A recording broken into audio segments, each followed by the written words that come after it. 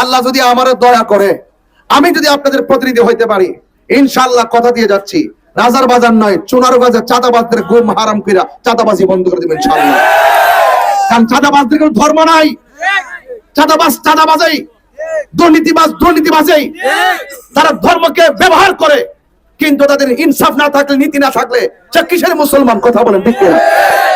এই জন্য আমি আপনাদেরকে বলছি, আপনারা ইনশাআল্লাহ নিরঙ্কুশ ভাবে মোমবাতিকে সমর্থন দিয়ে ইনশাআল্লাহ বিজয়ী করবেন। আজ আমি আপনাদের কাছে মোমবাতি প্রতীকে ভোট চাওয়ার জন্য এসেছি। মেহেরবানি করে আপনার মূল্যবান ভোট মোমবাতি প্রতীকে দিবেন আমি ইচ্ছা করছি, আশা করছি। প্রিয় রাজার বাজারবাসী, আপনাদের কাছে অনুরোধ করে বলবো, আপনারা বিগত দিনে অনেকে ভোট দিয়েছেন, আমরা অনেককে দোয়া করেছি। বর্তমান দেশের যে প্রেক্ষাপট, এই প্রেক্ষাপট অনুযায়ী ধর্মের মূল্যবোধের জায়গা থেকে কিছু মানুষ সংসদে যাওয়ার দরকার। কারণ সংসদের মধ্যে শুধুমাত্র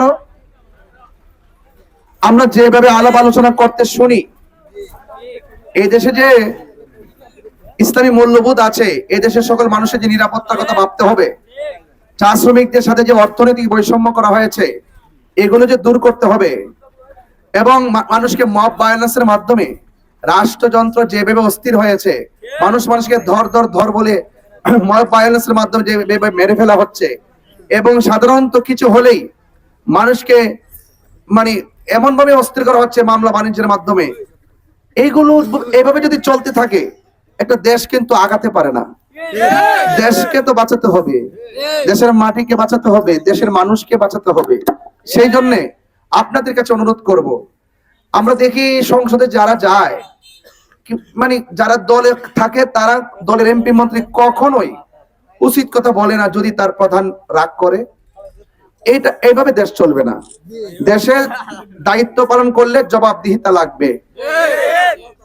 আপনার এলাকায় যদি চেয়ারম্যান থাকে, আপনারা তাকে ভোট দিয়ে বানিয়েছেন, আপনারা জবাবদিহিতা করবেন যে চেয়ারম্যান সাহেব রাস্তা হলো না কেন। এরকম জবাবদিহিতা কিন্তু লাগে। আমাদের দেশে যখনই কোনো এমপি হয় তখন ভয় পায়। কি পায়? ভয় পায়, ভয় পায়।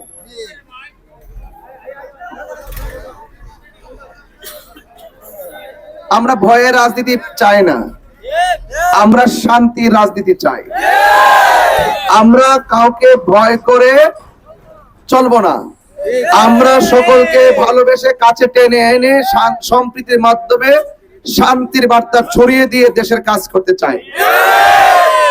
তো এই যে চিন্তাটা যদি আপনার না থাকে, তাহলে কিন্তু আপনি নিজেও আগাতে পারবেন না, দেশও আগাতে পারবেন না।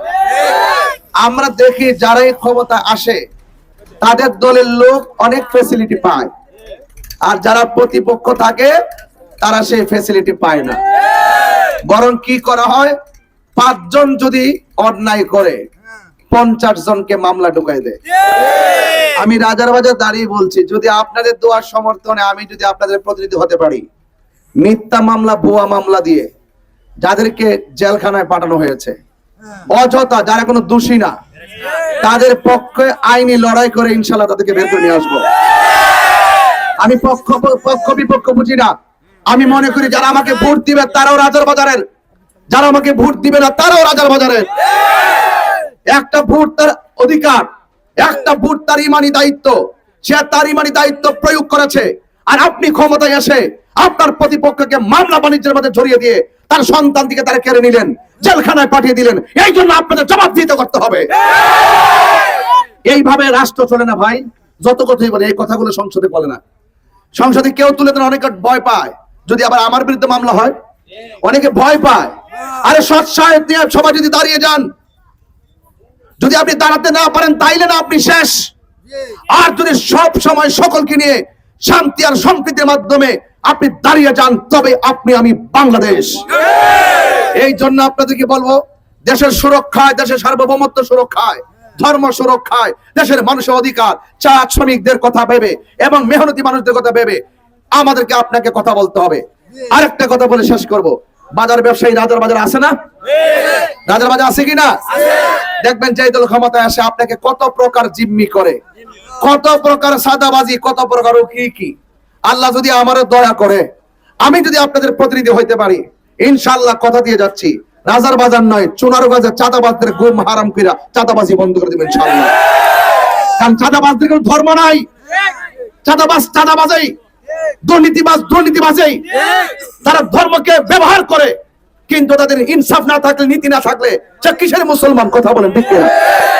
এই জন্য আমি আপনাদেরকে বলছি, আপনারা ইনশাআল্লাহ নিরঙ্কুশ ভাবে মোমবাতিকে সমর্থন দিয়ে ইনশাআল্লাহ বিজয়ী করবেন। আবার অনেকে একটা কথার জবাব দিয়ে যায় রাজার বাজারে, অনেকে রাজার বাজারে আশেপাশে বলা বলি করে, আপনি কি উন্নয়ন করেছেন?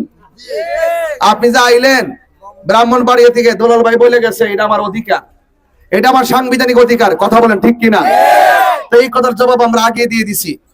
এখন যদি বলি যে আপনি কি উন্নয়ন করেছেন, ওনারা এমন ভাবে বলে যেন মনে হয় আমি আগে স্বরাষ্ট্রমন্ত্রী ছিলাম।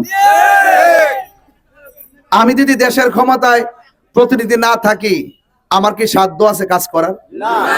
এখন আপনারা যাদেরকে উপজেলা চেয়ারম্যান বানাইলেন, এমপি বানাইলেন, অনেক ধরনের সুযোগ সুবিধা দিলেন, আপনার তাদেরকে জিজ্ঞেস করেন কি করছেন? আমার জিজ্ঞান কি লেগে? আমার বানায় দেখেন না আমি কি তা করি। আমি তো চিন্তা করছি এমন, আমি তো খোলা আকাশে নিচে কইছি রাষ্ট্রের এক টাকা আমার ফকরের জন্য না যায়। আমি তাহিরি হুজুর নীতিতে বড় করা রে ভাই, আমি ইনসাফে বড় করা, জবানে পুরা করা, আমি কখনো ওয়াদা খেলাফ করি না। হ্যাঁ, এই জন্য আমি তো চাইতেছি যারা একটু আস্তে আস্তে বলছে কি উন্নয়ন করছি, আল্লাহ যদি আপনাদের দোয়ার সমর্থন যদি আল্লাহ আমার কবুল করে, ইনশাআল্লাহ মাধবপুর চোনারঘাটবাসী আমার কাছে চাইতে হবে না, আমার কাছে যাই দরজায় দাঁড়ায় থাকুন লাগতো না, আমার ঘরের দরজা খোলা থাকবো, বুকে বুক মিলাই বলবেন যে এমপি সাহেব এটা লাগবো এটা লাগবো। আর আমিও তাহিরি বলে গেলাম, আপনি বলার আগে, আপনি কাঁদার আগে, আপনি চাওয়ার আগে আমি আপনার চুনারঘাট মাধবপুরকে নিয়ে এমন স্বপ্ন এঁকেছি, ইনশাআল্লাহ সারা বাংলাদেশে এই চুনারঘাট মাধবপুরকে মডেল বানাই দিবেন ইনশাআল্লাহ। এবং এটা ইনশাআল্লাহ আমি পারবো, আমার হিম্মত আছে। কারণ সরকার রাষ্ট্রতন্ত্র যেইভাবে আপনাকে একটা প্রতিনিধিকে বাজেট দেয়, এই বাজেট যদি সুষম বন্টন নীতির আলোকে যদি আমরা যদি প্রয়োগ করি, তাহলে একটা রাস্তাও কাঁচা থাকবে না। কথা বলেন ঠিক কিনা? এখন হয় না কেন? না হওয়ার কারণ আছে। এখানে দাঁড়ায় দাঁড়ায় বড় বড় লেকচার দিচ্ছেন অনেকে, দেওয়ার পরে কি আর সামনে যায় কথা কইতেছেন আপনারা? ভোটটা চাওয়ার আগে বড় হয় যে প্রত্যেকটা ভোটার এমপি, আর ভোটটা নেওয়ার পরে বোঝা যায় যে আমরা মনে লন্ডন দিকে আইছি। কথা ঠিক নেই? তখন চিনেই না। আমাদের কাছে, আমার কাছে যাইতে কোন নেতা ধরন লাগতো না, কোন বায়া হওয়ার লাগতো না। এই জন্য আপনারা নির্বিঘ্নে ইনশাআল্লাহ আমার কাছে যেতে পারবেন। আপনারা এই দেশের মানুষের মুখে হাসি ফোটাতে এবং এই দেশের সার্বভৌমত্ব সুরক্ষায় মোমবাতি প্রতীকে আপনার মহামূল্যবান ভোট দিবেন, সেই আশাবাদ ব্যক্ত রেখে জয় হোক মেহনতি মানুষের, জয় হোক সনাতন ধর্মীদের, জয় হোক চা শ্রমিকদের, জয় হোক মেহনতি মানুষের, জয় হোক ব্যবসায়ীদের, জয় হোক এই দেশের সার্বভৌমত্ব সুরক্ষায় সকল নাগরিকের, জয় হোক মোমবাতি প্রতীকের।